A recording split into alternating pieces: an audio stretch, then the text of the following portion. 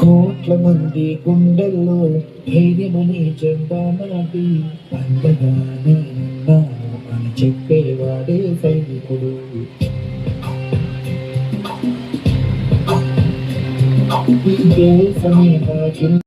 పెద్ద ఎత్తున కాటారంలో ర్యాలీ నిర్వహించడం జరిగింది.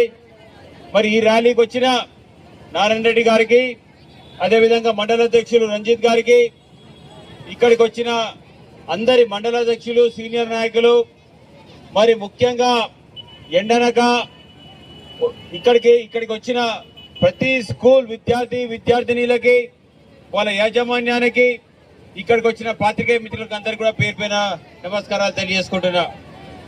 ఈ రోజు మనం అందరం కూడా స్వాతంత్రంగా స్వేచ్ఛగా ఉన్నామంటే గతంలో మన భారతదేశం స్వాతంత్రం కొరకు పోరాటం చేసిన మహాత్మా గాంధీ గారిని కానీ, భగత్ సింగ్ గారిని కానీ, సుభాష్ చంద్ర బోస్, నేతాజీ గారిని కానీ, వీళ్ళందరినీ కూడా మనం అందరినీ, వారితో పాటు అనేక మంది మన భారతదేశం గురించి త్యాగాలు చేసిన వాళ్ళ ప్రాణాలు, వాళ్ళందరినీ కూడా గుర్తు చేసుకోవాల్సిన అవసరం మనందరికీ కూడా ఉన్నది. దాంతో పాటు మన భారతదేశం వచ్చినాక, స్వాతంత్రం వచ్చినాక మరి బాబాసాహెబ్ అంబేద్కర్ గారు కానీ, మన కాన్స్టిట్యూషన్ రచించిన డాక్టర్ బాబాసాహెబ్ అంబేద్కర్ గారు గారిని, మరి సర్దార్ పటేల్ గారిని, మరి అదేవిధంగా మన మొట్టమొదటి ప్రధానమంత్రి పండిత్ జవహర్లాల్ నెహ్రూ గారిని కానీ, మీరందరూ కూడా మన దేశానికి పునాదురాలు వేస్తే, మరి ఆ పునాదురాల మీదకెళ్ళి ప్రతి తరం కూడా మెట్టు పెంచుకుంటూ ఈ తరం మనం వచ్చినాం. మనందరి మీద బాధ్యత ఉంటది, పిల్లలు మీరందరి మీద కూడా బాధ్యత ఉంటది. మరి నాయకత్వంలో మనం ముందుకు పోతున్న సంగతి మనందరూ కూడా తెలుసు.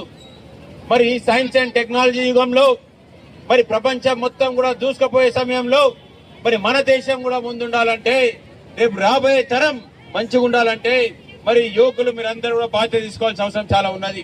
మీరందరూ కూడా మంచిగా చదవాల్సిన బాధ్యత ఉన్నది.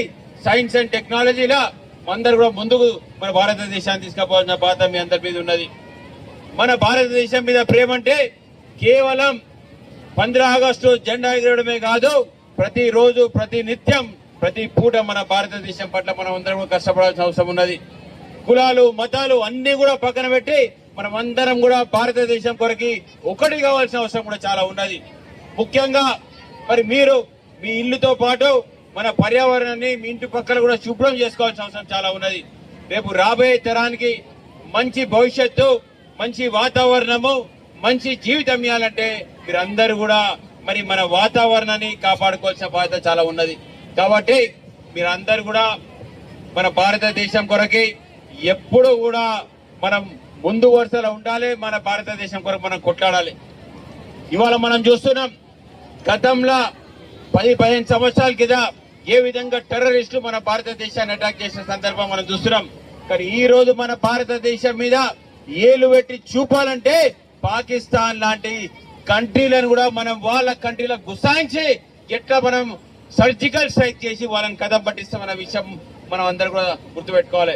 కాబట్టి మరి సందర్భంగా మనకు స్వాతంత్రం వచ్చిన సందర్భంగా మనం అందరం కూడా మన దేశాన్ని ముందుకు తీసుకుపోవాలి.